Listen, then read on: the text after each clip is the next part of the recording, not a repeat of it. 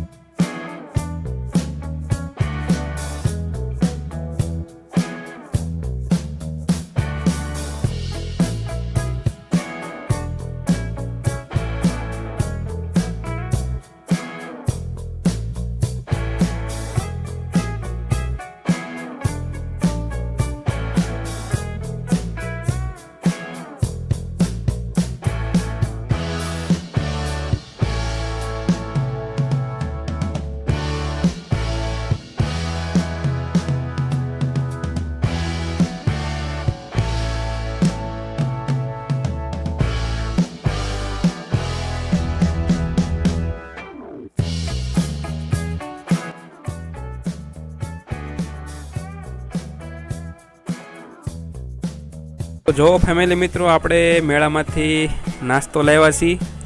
તો નાસ્તામાં છે પાણીપુરી ને ભેળ તો બધાય આવો નાસ્તો કરવા.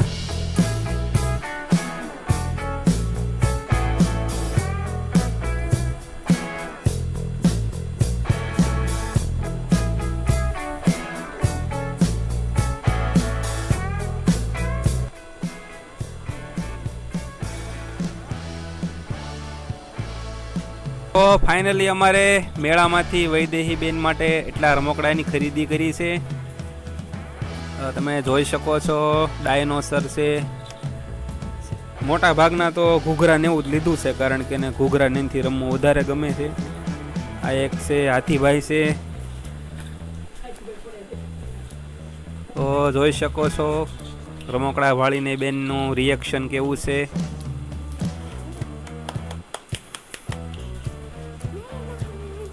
દીકલો એ દીકો આને પધો તો જો અમારું રમકડાનું કલેક્શન કેવું છે, તમને કેવું લાગ્યું તે કોમેન્ટમાં જરૂર જણાવજો. અને વૈદેહી બેનને પણ મજા આવી ગઈ છે આજ. દીકો એટલે આ